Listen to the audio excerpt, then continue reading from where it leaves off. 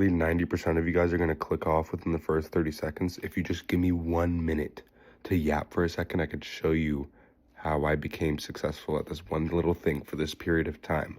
Just wait, just watch for a minute, please.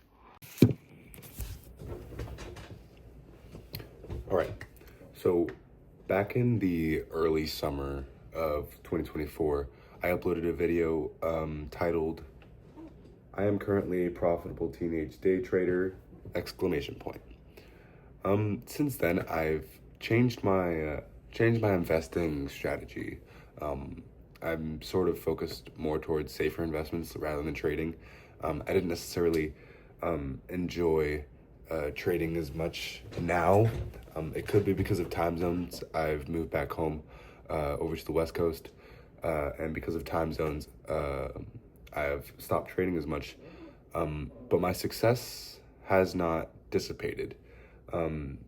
In the past 12-ish weeks, since October 24 until the time of this filming, which is January 5th. I don't really know the days of that, but I'm put it on the screen. I've made over 12% in a safely curated portfolio. And this is basically due to a couple of trades that I planned out really well. One of them I'd like to highlight right now is SMCI. SMCI, for those that don't know, was the main competitor with NVIDIA in terms of creating computer chips and whatnot. Since that sort of time period, they tanked. Around late October, they tanked because they had really bad accounting issues.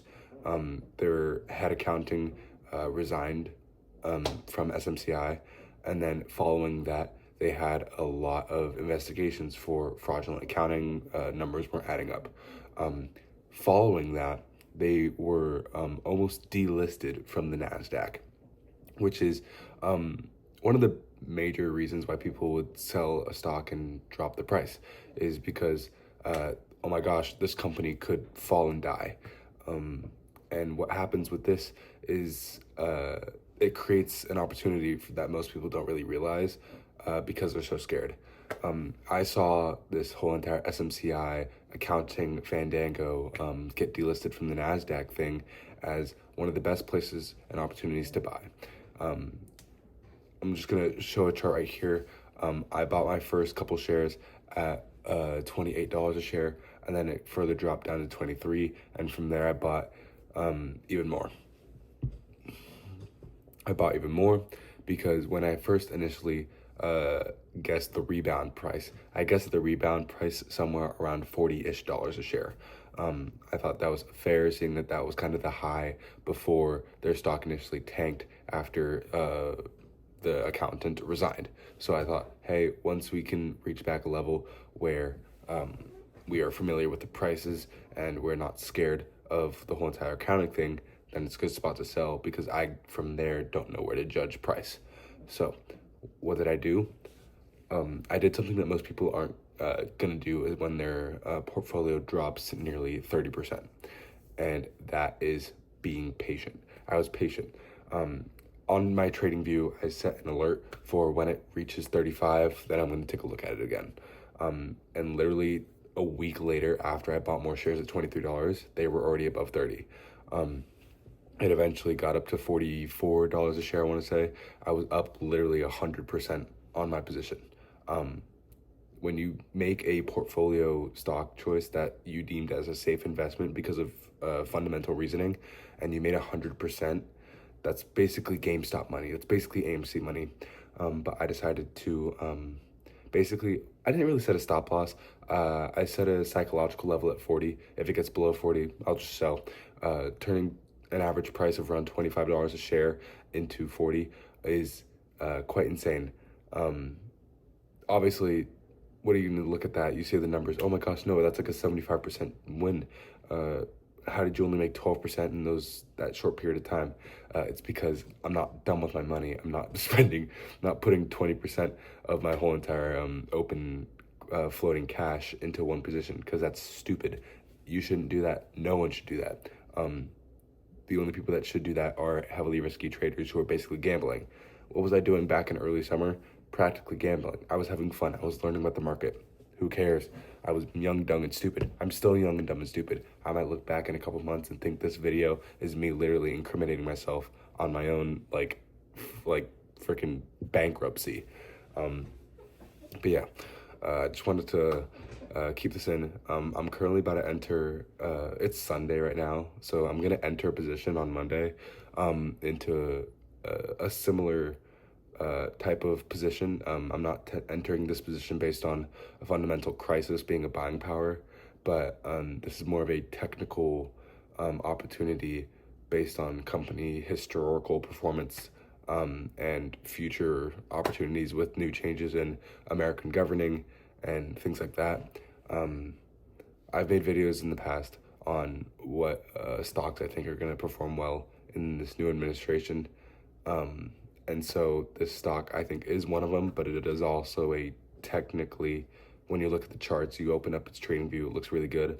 So I think I'm gonna keep looking into it, but on Monday, I think I'm gonna purchase a decent amount of shares, and from there, we'll see how it goes. One thing I do like to do when I invest is keep you're not going full port. You also want to keep a lot of cash on hand so that you can rebuy into a lower average share price that you bought in at, because say, like I said, I bought my SMCI shares at $28, but they went down to 23. That's a fat it's a fat loss. But as soon as I rebought at 23, it didn't look that bad of a loss because I kept a lot of cash on standby in case this happened.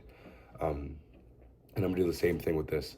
I'm not gonna go all 30% of my portfolio. I'm gonna go a calm 10% and keep basically another 10% on standby as a way to rebuy, because this is safe investing and I'm not dumb investing. I'm not trading. I'm not day trading. I'm not even swing trading. I'm just straight up like taking my picks and leaving them when I think they're at a good time. It's patient investing. It's opportunistic investing. It's investing with your eyes on the screen more often. It's not one of those things where it's like, oh, I heard about this one stock.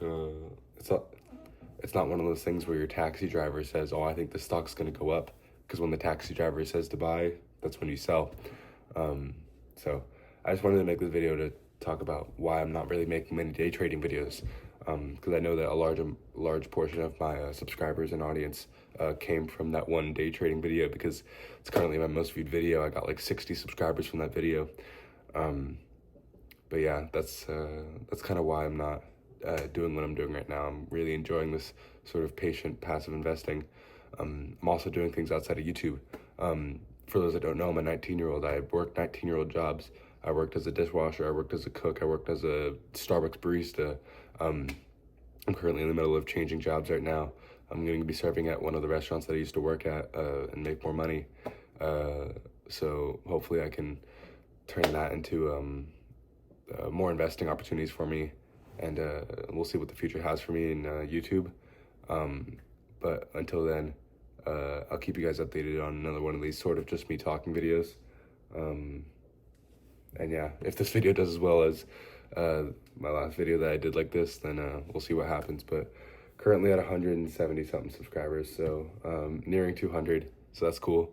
I mean, obviously I would love to get my channel monetized, but I don't think that's the goal right now. I think the goal right now is to, I guess, be consistent at this thing. It's kind of a small thing that can grow into a big thing, so we'll see what happens.